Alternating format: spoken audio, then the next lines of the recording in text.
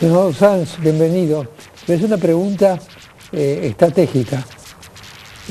La presencia suya al frente de los radicales coincide con un renacimiento del Partido Radical. Sí, no sé si tiene que ver conmigo, pero ojalá pueda ser así. Pero el radicalismo está viviendo hoy un momento importante, muy importante. Le diría un momento histórico que el tiempo lo va a recordar con letras especiales. ¿Cuál es el momento? Fíjese, pareciera una paradoja. No es un momento en el cual el radicalismo con exclusividad esté por protagonizar o esté protagonizando un papel hacia adelante, sino que el radicalismo es la columna vertebral de un protagonismo que involucra a muchos más. El radicalismo es una vocación frentista. Sí, el radicalismo hoy tiene un espacio de construcción colectiva con otros partidos políticos, porque hemos entendido que los problemas de la Argentina, los que vienen, los que hay ahora y los que vienen, son tan importantes, tan estructurales, requieren de tanta grandeza y de tanta mirada estratégica de mediano y largo plazo, que esto excede a un partido político. El radicalismo pone sobre la mesa lo que su activo más importante, que es su volumen territorial.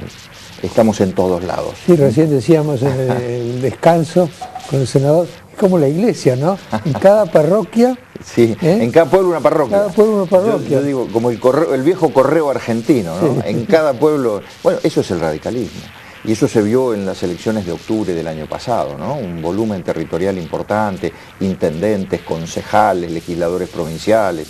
Sí, que se han mantenido, perdón, senador, se han mantenido pese a todo. Pese a todo. Porque muchos radicales, a quien conozco de recorrer algunos pueblos de mi provincia de Córdoba, han padecido, digamos, etapas de liderazgos nacionales que no muchas veces lo tuvieron en cuenta. Sin embargo, en esas parroquias radicales del interior todavía se conserva cierta tradición y cierta expectativa por recorrer los liderazgos. El radicalismo, usted lo sabe mejor que yo, se fue transformando de ser un partido de liderazgos nacionales hasta casi llegar a arrinconarse a ser una liga de intendentes.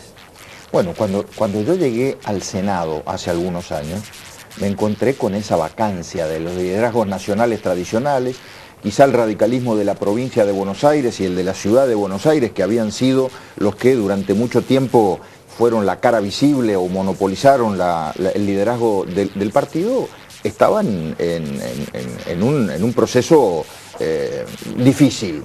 El de la provincia de Buenos Aires, luego del primer gobierno radical, y el de la ciudad de Buenos Aires, luego de la alianza, de la Rúa. Y nosotros nos hicimos cargo de construir o de reconstruir ese espacio. Digo nosotros, una generación, la mía, de distintos lugares del interior, con mucho protagonismo desde el interior, con una visión muy federal, pero también con la visión de no perder nunca el principal activo, que es ser un partido político nacional. Mire, en una época en la cual en las encuestas los partidos políticos probablemente no figuren al tope de la consideración, en donde los analistas políticos, el tema de los partidos también esté bastante diluido, yo creo que la Argentina necesita, es clave para recuperar calidad democrática, necesita recomponer su sistema político a través de los partidos. Ese fue el mensaje póstumo de Raúl Alfonsín. Absolutamente. Y yo desde la presidencia del partido lo que estoy tratando de hacer es eso. Y fíjese, construyendo institucionalidad política con un sistema equilibrado con otros partidos políticos, con el socialismo que tiene tantos años como nosotros, 100 y pico de años, pero también con la coalición cívica, con el GEN, con Libres del Sur, con Proyecto Sur. Esos son los partidos con el que vamos a construir y estamos construyendo, y el 22 de abril largamos públicamente el Frente Amplio. Ahora, esta vocación frentista sí. ¿Es tan amplia y tan novedosa como para permitirse incorporar a Macri? No. ¿Y sabe por qué? No, lo contestó claramente. Pero aparte porque, la sociedad también merece que tengamos diferencias y que en las diferencias pueda encontrar competitividad, programas diferentes, proyectos diferentes, y me parece que está bien. Yo no soy muy amigo de júntense todos, únanse todos, como si hubiera un solo adversario. La verdad es que no hay un solo adversario. Bueno, pero, o por lo menos yo no tengo un solo adversario como dirigente político. Para mí mi adversario no es el Frente para la Victoria o el Frente Renovador, ni aún en los momentos donde el kirchnerismo se quedaba con todo y era todo. Para mí los adversarios que hay hoy en la Argentina no son ni políticos ni partidos políticos, es la pobreza. Es la desigualdad, es la pérdida de calidad educativa, es el debate sobre el federalismo, es el autoabastecimiento energético, es la decencia en la cosa pública. Entonces, esos son los adversarios. Y frente a eso, la verdad es que yo no me asusta tener diferencias con otra fuerza política. Y si en el 2015 llegamos a una competencia en la cual bueno, se acaba de ir un representante del sciolismo, digamos, como Gustavo Ferrari, Scioli o el Frente para la Victoria, Massa por un lado, Macri, nosotros por otro lado, a mí me parece a ser muy bueno eso para el ciudadano. Y lo más importante es que no solamente vamos a recuperar competitividad, que hace rato se perdió, sino también equilibrio. Pero, y lo más importante, perdón, y lo más importante, que en esa conjunción de competitividad y equilibrio de 3 o 4 fuerzas va a haber necesidad de acuerdos, pero no acuerdos antes para meternos todos en una misma boleta, sino acuerdos para una segunda vuelta y acuerdos para gobernar la Argentina. Ernesto, este no categórico y tan claro que ha dado Mariano, Ernesto Sanz, nos ayuda o es una pista para definir lo que Mariano siempre está preocupado en definir, que es UNEM. Porque ustedes dicen un no a Macri, no un no xenófobo desde la política, sino un no estratégico. A partir del no a Macri, ¿qué es UNEM? ¿Por qué socialismo, coalición cívica y radicalismo sí? Primero, en ese no, acabo de decir, lo último que yo dije es que la Argentina va a necesitar de acuerdos. El que gobierne la Argentina después del 2015 no va a tener mayoría en el Parlamento, sea que sea, sea el que no sea. Estamos hablando de acuerdo electoral. Y por eso me parece que va a haber acuerdos de gobernabilidad. Y ahí sí, en los acuerdos de gobernabilidad, ahí por ejemplo, nosotros ganando la elección no tenemos ningún problema en acordar con el PRO, con Macri, acuerdos de gobernabilidad. Pero eso sí, el que gane tiene que ser el que defina cuál es el rumbo de la Argentina, cuál es por eso. Bueno, ¿cuál es el rumbo? Exacto, la identidad. A ver, la identidad. La identidad es el progreso. El progreso. A mí, si yo tengo que elegir una palabra para que defina qué somos los socialistas, la coalición, el GEN, Carrió, Cobo, Wiener, yo, Solanas, ¿qué somos nosotros? Somos los dirigentes políticos cansados de la Argentina, de la decadencia, que quieren ponerle una bisagra y pasar a vivir la Argentina del progreso. ¿Qué es el progreso? El progreso es un modelo de desarrollo con inclusión, un modelo de desarrollo diversificado. El progreso es educación con calidad, el modelo de la escuela formadora y no el de la escuela contenedora, que hoy al final del año al pibe que estudió, que trabajó, lo hace pasar de grado, y al pibe que no hizo nada también lo hace pasar de grado. ¿Por qué progreso y no progresismo? Porque, a ver... menciono, puede ser un detalle menor, pero me parece que no hay una definición menor en eso. No, está bien. Si hay algo que el kirchnerismo nos deja como herencia, es la devaluación de ciertas palabras. La devaluación de la palabra progresismo. Coincido. Y entonces mucha gente, cuando se le dice, nosotros somos el progresismo en la Argentina, bueno, pero el progresismo, a ver, explíqueme, ¿el progresismo no eran estos? ¿No eran estos que venían después de una década en donde el Estado estuvo ausente, venían a traer un Estado presente? Bueno, al final del camino, el populismo de los 90, del Estado ausente, y el populismo de estos años, del Estado omnipresente, termina por devaluar palabras como progresismo. Entonces, ¿qué es progreso? Porque progresismo es quizá el rótulo, pero progreso es la movilidad social que le permitía a los argentinos hace muchos años, porque esto se perdió, esa movilidad social ascendente que mandando a sus hijos a la escuela primaria pública, luego a la secundaria pública, a la universidad pública, podían tener un proyecto de vida. Hoy no existe. es mi hijo el doctor. Sí, por supuesto. Yo fui a la escuela primaria pública, secundaria pública y universidad pública. Y yo añoro esa Argentina, sinceramente, y cuántos otros la añoran, porque hoy no está al alcance de la mano. Hoy la escuela primaria pública, la secundaria pública y la universidad pública están pasando por un momento difícil. Y hoy hay una mutación de estudiantes de la escuela pública a la escuela privada. ¿Sabe dónde se produce la mutación o la transferencia más importante? No es en los segmentos sociales más altos, eso es hace rato que se fueron a la escuela privada. Es abajo, en los segmentos, en los quintiles sociales más humildes. El laburante que no llega a fin de mes saca a su chico de la escuela pública y lo lleva a la escuela privada, lo cual es un dolor, sinceramente es un dolor, porque hay que reforzar la idea de la escuela pública. Ahora, lo saca a veces por la idea de que las huelgas hacen que no tengan clases, pero también hay algo ahí de conciencia de progreso social, conciencia de movilidad social. Hasta el laburante que no llega a fin de mes, el trabajador más humilde, entiende que su hijo tiene que estar mejor que él, quiere que su hijo esté mejor que él, le quiere dar una educación Ernesto, mejor. se me ocurre que el próximo presidente va a tener que otorgarle a la ciudadanía necesariamente una visión distinta del Estado. Usted acaba de plantear algo muy interesante, el dilema de los 90 del Estado ausente con el dilema de los 2000 con el Estado omnipresente. Sí. Preguntarle a los candidatos, dime qué tipo de Estado quieres, te diré que empezarás a definir tu plataforma, Sí. me parece crucial. Sí. Por eso, ¿qué tipo de Estado ustedes piensan? Tengo una frase de Willy Brandt, usted, doctor Grondona, que estas cosas las anota. Willy Brandt, el canciller alemán, dijo una vez, tanto mercado como sea posible, tanto Estado como sea necesario. Es impresionante. Bueno, esta es mi visión. A ver, la sociedad... ¿Por qué los antagónicos? La sociedad virtuosa entre el mercado potente que sea capaz de generar riqueza, porque en la Argentina se perdió el debate sobre la generación de riqueza. Los dirigentes políticos argentinos entran a un comité, una unidad básica, y la materia número 1 que aprenden es cómo distribuir riqueza.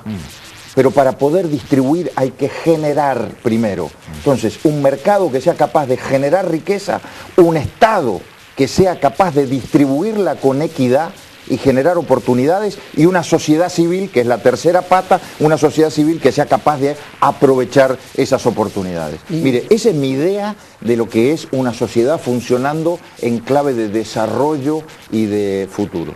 A su exposición le falta un punto solamente. A ver. Fue muy claro en todo. ¿Qué lugar le atribuye usted al peronismo en todo esto? El de perdedor, en 2015 el de perdedor. No, mire, el peronismo obviamente es una fuerza más que importante en la vida argentina, y a veces cuando yo lo escucho a Ferrari recién, enseguida va a venir Jesús Cariglino, personas a las que yo respeto y que seguramente le van a brindar visiones distintas, pero son parte de un proceso, son parte de un modelo que creo que tiene un enorme desafío en la Argentina del futuro, que es perder una elección y desde la oposición aguantar al que gane. Eso decía Dualde. Bueno, desde la oposición bancar al que gane. Que el mayor desafío del peronismo no es ya gobernar, sino saber ser oposición. Bueno, me parece que ese es el gran desafío del peronismo. El peronismo tiene que entender que... ¿Usted le parece que algún peronista se quedará contento con ese desafío? Mire, pero nosotros vamos a ir a la búsqueda de muchos votantes peronistas.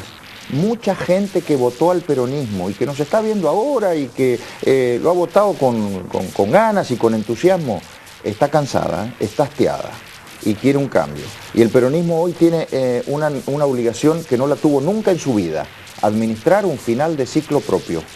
No lo administró en los 50, no lo administró en los 70 y no lo administró en los 90, por distintas razones. Bueno, pero ahora tiene que administrar un final de ciclo propio. Entonces quiero verlos ahora. Claro, porque quizá lo más importante que está ocurriendo acá, en la Argentina de hoy, es que la sociedad, por un mecanismo misterioso, ha decidido no interrumpir los ciclos. Que los ciclos terminen naturalmente. Ahora estamos al fin de un ciclo y no queremos ya más ciclos interruptos. No, está bien. Pero me permite que le dé mi opinión sobre lo del final de ciclo. Yo creo que es algo mucho más importante que un final de ciclo. Lo que estamos nosotros en el debate político hoy es ante un final de época, que es distinto al ciclo. El ciclo probablemente sea el ciclo constitucional, el ciclo de un mandato, y obviamente termina el 10 de diciembre del 2015. Pero hay algo mucho más grande que un ciclo, que es una época. Y la época, creo que acá son cerca de 20 años. La época del populismo en la Argentina. Eso es lo que estamos en el debate. Se termina un ciclo el 10 de diciembre del 2015, es verdad. Pero nosotros vamos a pelear y a discutir porque lo importante es producir un cambio de época, pero, porque Ernesto, lo que viene, tiene que venir en la Argentina, Ernesto, un cambio mucho más profundo. Esta es mi última pregunta y tiene que ver con eso. Derrotar a una fuerza política que llevó como bandera el populismo es más fácil que derrotar al populismo cuando el populismo se hizo carne en la sociedad. Ustedes, y por eso el desafío es más que ganar una elección, ¿cuánto populismo residual va a quedar en la sociedad argentina, en los partidos políticos, en la clientela electoral? Y cuando hablo de clientela hablo de subsidios, una sociedad hipersubsidiada. Ese es un desafío que va a ser mucho más difícil que derrotar al kirchnerismo. A ver, el populismo no lo veo desde el lado de la gente, ojo, no lo veo desde el lado de la sociedad. A ver, el populismo pero está... Ernesto, no habría populismo, pero no habría populismo en el poder si el populismo no hubiera sido eficaz en encontrar el voto de la gente. Pero porque retroalimenta eso, porque el populismo es facilismo. Populismo es esencialmente facilismo. Facilismo económico y facilismo político. Es como una especie de tentación. No, mire, facilismo económico. A ver, ¿ha habido alguna vez en la historia una década completa en la Argentina que manejó semejante cantidad de dinero como en estos años? Hay un periodista, un colega de ustedes, José Antonio Díaz, que tiene un estudio concreto que dice que en esta década el excedente, es decir, la plata que en más manejó el kirchnerismo son 300.000 millones de dólares. 300.000 millones de dólares. Entonces, ¿esto significa que hay mejor transporte? No. ¿Mejor educación? No. ¿Mejor energía? No. Se rifó en el corto plazo. Se rifó en el corto plazo. Estructuralmente estamos peor. ¿Y el facilismo político cuál es? Ir sobre la justicia, ir sobre las provincias, eliminar los controles, corrupción, matriz de corrupción. Ernesto. Entonces, eso se engendra desde el poder, está bien. Yo no le puedo echar la culpa, no le puedo echar la culpa a una persona humilde. Pero permítame esto. Usted... Porque esa persona, perdón Pablo, porque esa persona humilde, yo no le puedo echar la culpa, en todo caso es víctima del populismo, porque esa persona lo que está esperando de los gobernantes son dos cosas: empleo y educación. Usted malinterpretó el alcance de mi... Perdón, a ver. De mi observación. Cuando hablo de de populismo residual, sí, no hablo solo del que necesita el subsidio inexorablemente. Hablo de toda una cultura populista que incluye empresarios, profesionales, comerciantes. Sí. Ustedes están para captar votos y yo no necesito, digamos, yo para captar televidentes. Si no entendemos que el populismo llegó al poder y se hizo poder porque lo hicimos poder, que una cantidad de empresarios se sometieron al populismo con un capitalismo prebendario, no vamos a entender que el populismo es más profundo y complicado que un partido político, que una fuerza política. Sí, a ver, conclusión.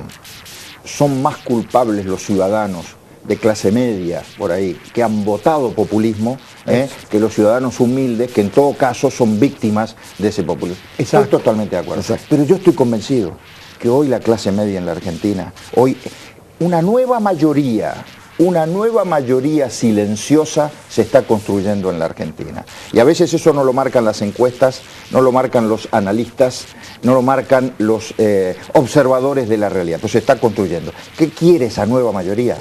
Progreso en lugar de decadencia, decencia en lugar de corrupción, federalismo en lugar de unitarismo, una visión del mundo estratégica e inteligente en lugar de socios de Venezuela solamente. Eso es lo que creo.